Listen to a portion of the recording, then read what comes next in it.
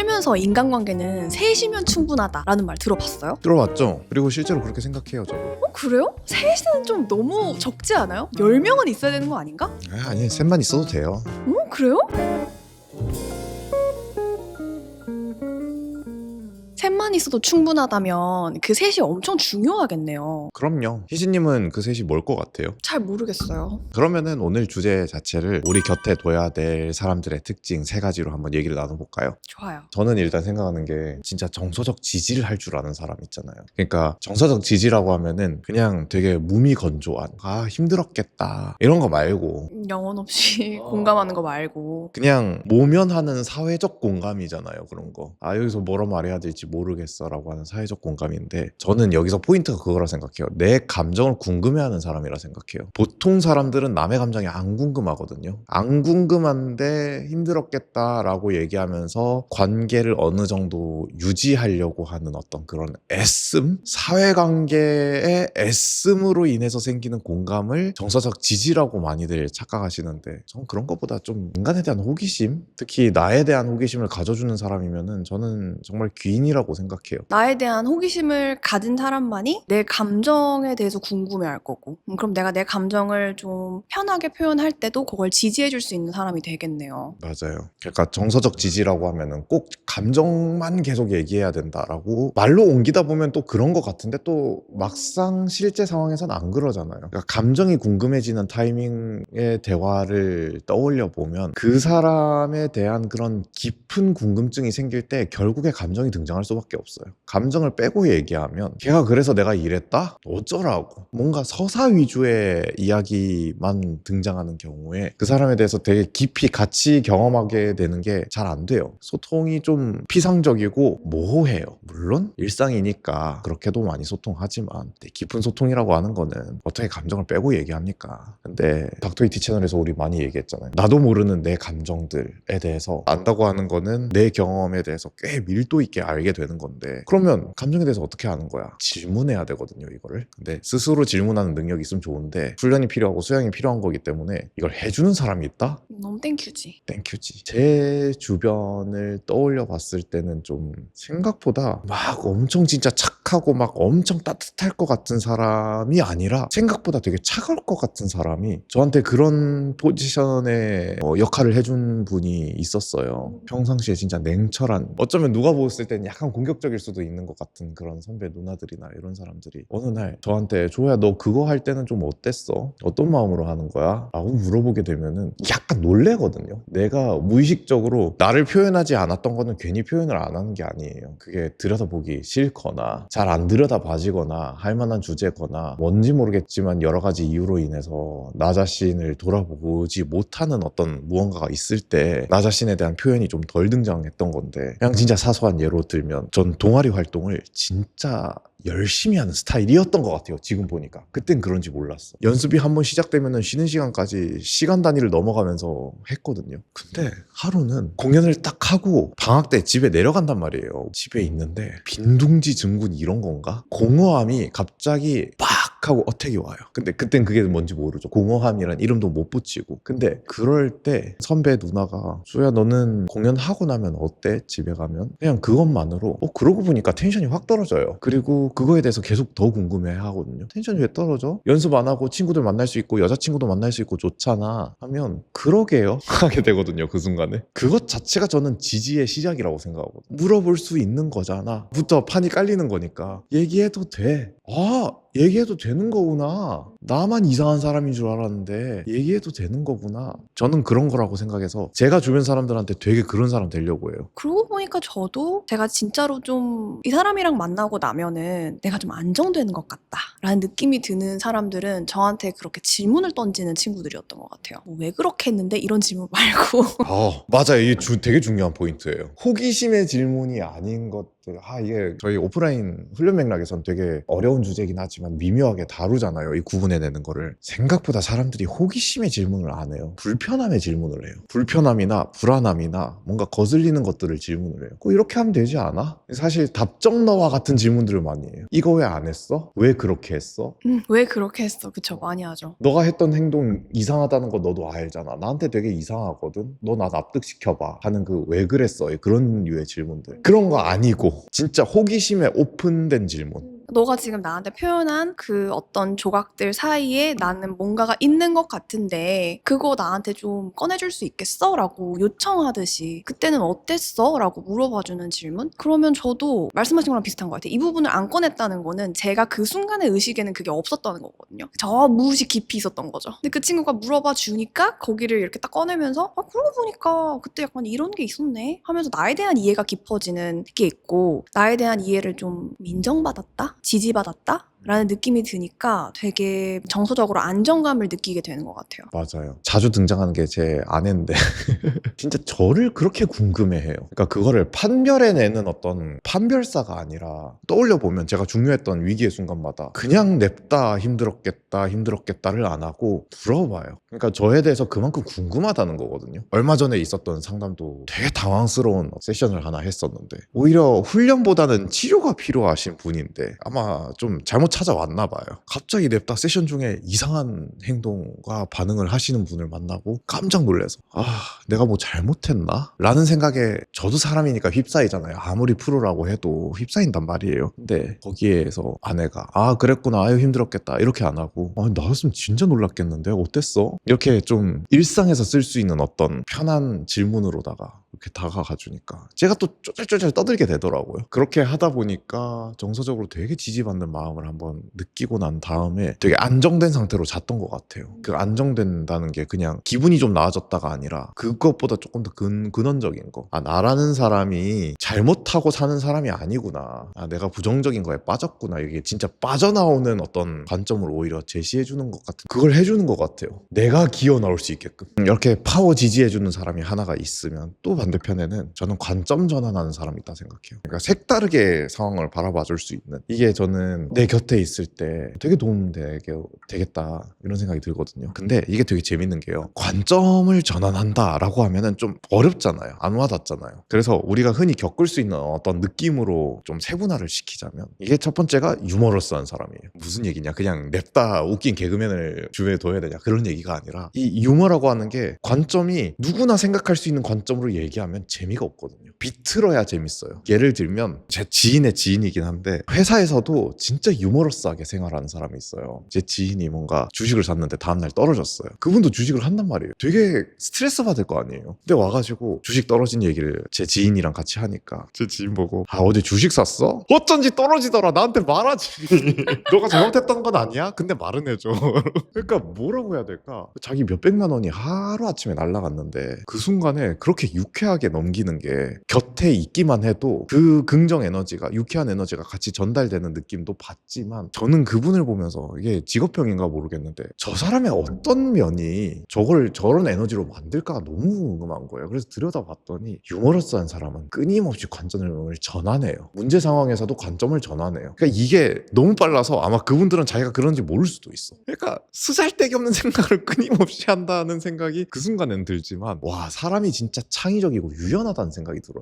끊임없이 그 사람을 보면서 나도 좀 유머러스한 사람이 되고 싶은데 따라하려고 하다 보니까 그게 필요하더라고요. 계속 관점을 바꿔가면서 다른 관점에서 이거 뭐라고 표현하지? 또 다른 관점에서 뭐라고 표현하지를 계속해야 어느 날 이 정도 관점을 비틀면 재밌겠다가 떠올라요. 그렇게 되니까 제가 제 문제 상황에 대해서 뭐 그렇게 비관할 거리야. 다음날 되면 또 오를 수도 있는 거잖아. 그러니까 유머가 결국에 관점 전환의 능력을 함양하고 있는 거더라고요. 그리고 또 다른 한 가지는 이게 되게 다른 느낌인데 극티들 있잖아요. 이게 참 극티의 그 언어가 참 사람을 안 와닿게 하는 그 언어긴 한데 그 관점 자체는 우리가 차용하면 되게 좋은 것들 많거든요. 이게 결국에 활용의 문제인데 극티들도 결국에 내가 매몰되어 있는 이 관점과 완전히 다른 관점을 가지고 있을 때 극티스러운 말을 할 수 있는 거거든요. 그러니까 제 친구 중에도 진짜 티스러운 애가 있어요.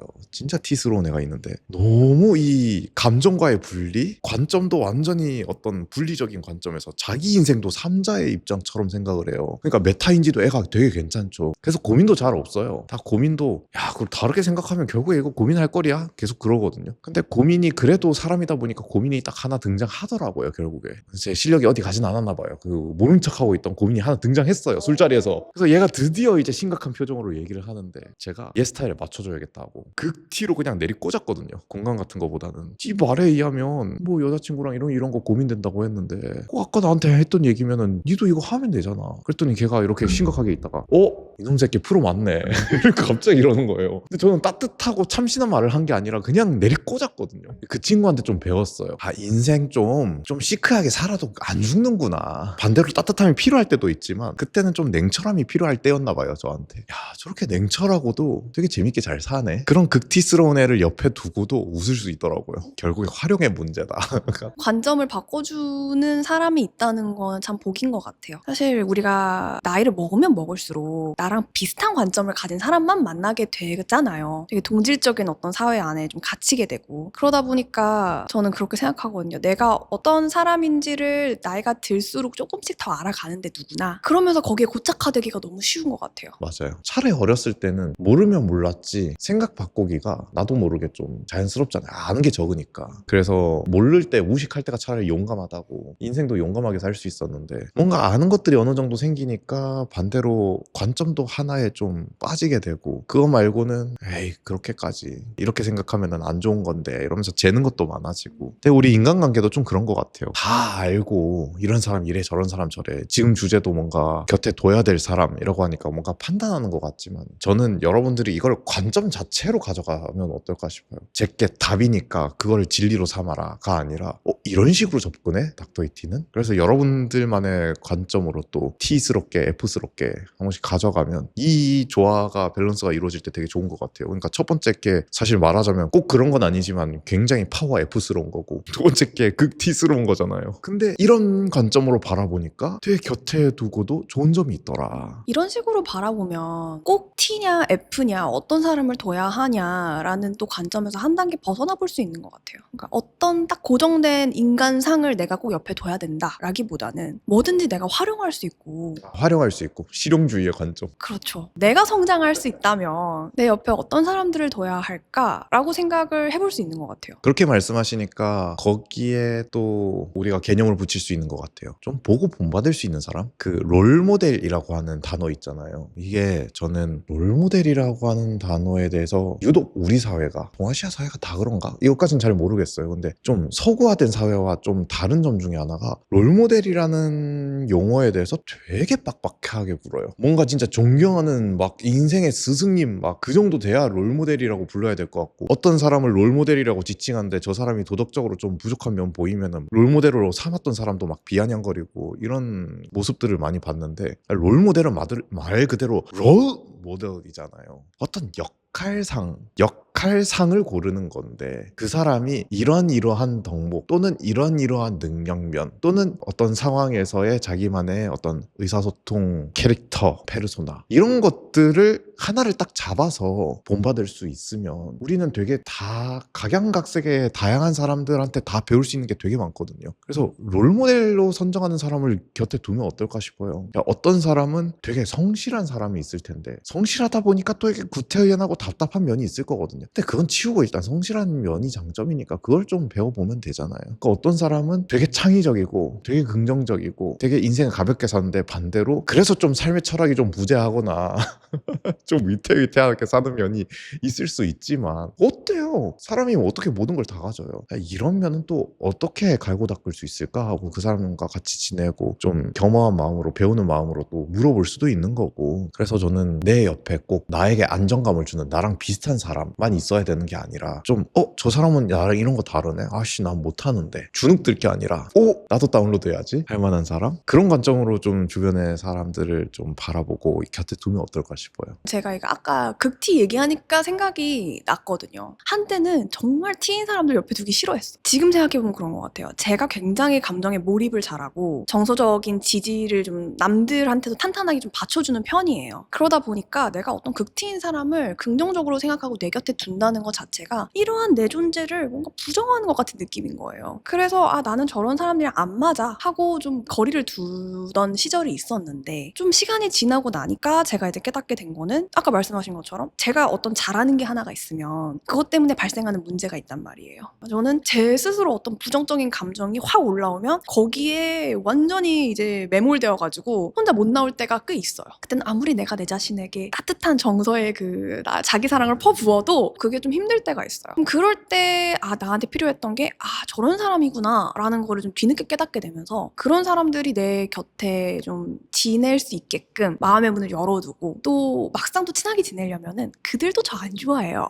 그래서 좀 그들은 어떤 사람을 좋아할까 좀 연구도 해보고, 그들 앞에서 내가 어떻게 해야 좀 이 사람들이 나랑 있는 걸 좀 덜 불편해할까 이렇게 하면서 그들의 방식을 좀 배워가는 것 같아요. 그 사람들이 어떤 사람을 좋아할까가 마치 그냥 애정을 갈구하는 되게 자존감이 낮은 상태가 아니라 내가 나로서 더 발전할 수 있는, 배울 수 있는 상태로서의 말씀인 것 같아서 되게 좋아요. 롤모델이라고 하면은 뭔가 나보다 조금 더 대단한 사람 같고 완벽한 사람 같고, 그래서 그 사람들이 나에게 이렇게 해라 저렇게 해라 라고 뭔가 얘기를 많이 해주는 느낌으로 떠오를 수도 있다고 생각이 들거든요. 근데 여기서 말을 하는 롤모델이라는 거는 그런 것보다도 그냥 자신의 삶 자체를 자기 방식대로 살아가고 있는 사람을 의미하는 것 같아요. 그래서 본인이 행동하고 반응하는 그 모든 것들을 그냥 옆에서 제가 보면서 저런 모습 내가 너무 배우고 싶다라고 해서 배울 수 있는 사람. 그냥 단순히 잔소리를 해도 되는 사람, 뭔가 나보다 대단한 사람이 아니고 내가 주체가 되는 거예요. 내가 어떤 사람을 롤모델로 삼을까? 내가 선택해야 돼요. 단순히 뭐 교수님이라더라. 물론 진짜 대단한 교수님도 있지만 이름값이 되게 떨어지는 세상으로 가고 있어요.